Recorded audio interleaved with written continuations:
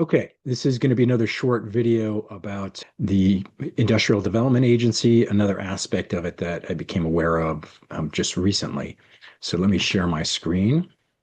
Okay, so we're going to talk about the negative effects of the IDA tax abatements on the property tax cap formula. This was inspired by a paper that came out in September, New York IDA's Reckless Assault on Public School Funding. This is another just great paper, a great research by the organizations Good Jobs First and Reinvent Albany. They have really been leaders in exposing the serious problems and the negative impacts of these long-term tax abatements, given particularly to housing developers in Mount Vernon. That's really been the challenge for us. So let's take a look at the formula for determining the tax levy limit, the tax cap, for school districts. The same principles really apply for the city's tax cap because the city has to work within a tax cap. This is from you can get this from the New York State Comptroller's Office. This is the property tax cap. Here is the formula. It's ugly. The two things I'm going to talk about, the tax-based growth factor. We're going to look at that growth factor, and then the fact that the pilots receive from the school district count against your 2% limit.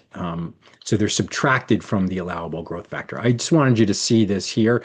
You can call this up on your own. It's also, a version of it is also in the Good Jobs First paper that I mentioned. Okay. All right. So let's just think about the overall property tax base in Mount Vernon as a pie, or this is my version of a pie. It's a circle. And let's say the whole pie, the whole tax base is $100, just to make it simple. In the simplest terms, then the property tax cap is 2% of that pie, right? That's the 2% property tax cap. So just using these simple terms, unless inflation is less than 2%. If inflation is lower than 2%, then you're limited to inflation. And again, there are exclusions and additions and things like that, but we're not going to get into that. We're going to keep it simple here. So you can see here, if the Mount Vernon property tax base is $100, 2% of 100 would be $2. That would be your property tax cap. So in simple terms, that's how it works, okay?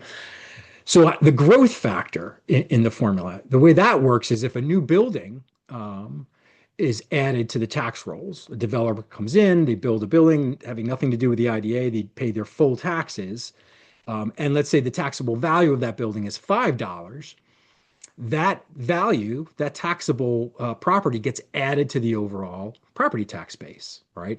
That's growth. Since your base is growing, you got a new building, new people in the building, it's growing, that value gets added and increases the size of your pie.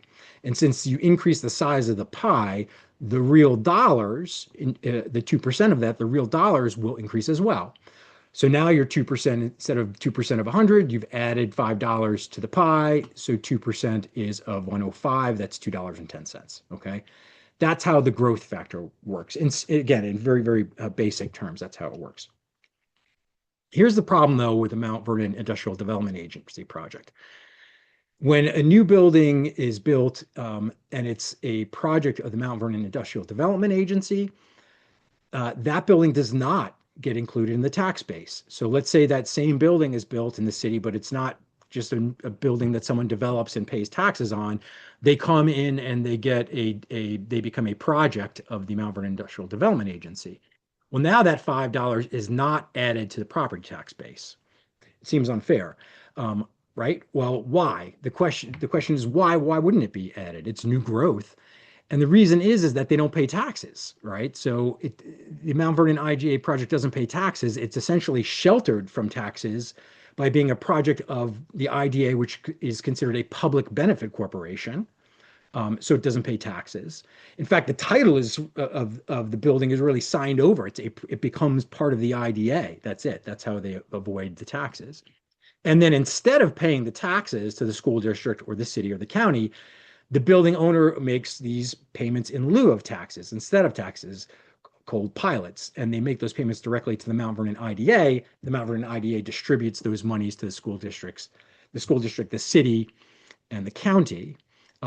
And as we all know, these pilot projects in Mount Vernon tend to last for 30 years, and it equates to roughly a 50% discount on the taxes.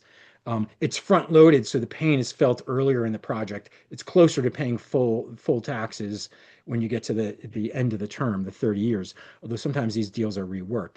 And keep in mind that in Mount Vernon, there are over 20 projects that work like this. So they haven't been included in the tax roll. Most of those projects, I think 15 or 16 of them, are housing developments, either senior housing or low income housing. I think there's one. Enclave is a market rate housing project, but overall, um, that's the profile of the projects in Mount Vernon. So think about all of that. If they remember, if all those projects, if none of them had anything to do with the IDA, all of the value of those properties would add and increase the size of the property tax base, which means 2% would be much, much larger. And what's worse is that while the taxable value of the building doesn't get included in the tax base, right? So it doesn't increase the real dollar value of the 2% because it's not considered part of the growth of the tax base. The pilot payment that's made to the school district is counted against that $2. So now the property tax cap is $2 minus whatever the pilot payment is. So it's a double whammy. You don't get the growth contributed to the tax base, but you have to include the value of the pilot payment against your 2%, which really can make it harder to work within that tax cap. I want to just end with a couple of quotes from the Good Jobs First and Reinvent Albany paper that I mentioned that came out in September. Um, I thought this was summed it up nicely. Here, the net effect is that the demand for public services goes up because there's a new building in the city, but the funding to meet that demand gets artificially depressed, and that gets compounded year after year, right, for 30 years. Um, and many school districts are forced to file for the override initiative, which is to exceed the property tax cap, which means they have to get a 60% supermajority of the vote to exceed it. And that's school districts don't like to do that, but they're squeezed when they obviously not every municipality has an IDA. I think there are 108 in the state. And from what I can tell, none of the IDAs have behaved the way Mount Vernon has with respect to using it as a tool to build low-income housing, almost exclusively. It's pretty astonishing. And then one more quote here is that it makes it even worse. By the time the property is done getting its pilot, say 30 years down the road, uh, it's no longer considered new growth, and so it never gets factored into the growth formula. It's that window was closed, and just this just illustrates how the pilots are not only hurting revenue today, but it hurts into the future, pretty much forever. Um, and then finally, they make the point that there was legislation passed to correct this problem with the formula. Kathy Hochul vetoed the bill in 2023. Let me stop sharing my screen here. So that's it. Um, yeah, that's kind of it. It's another sad commentary on how we're kind of, I don't know, you've got this initiative to build housing that's affordable for people who have very low incomes.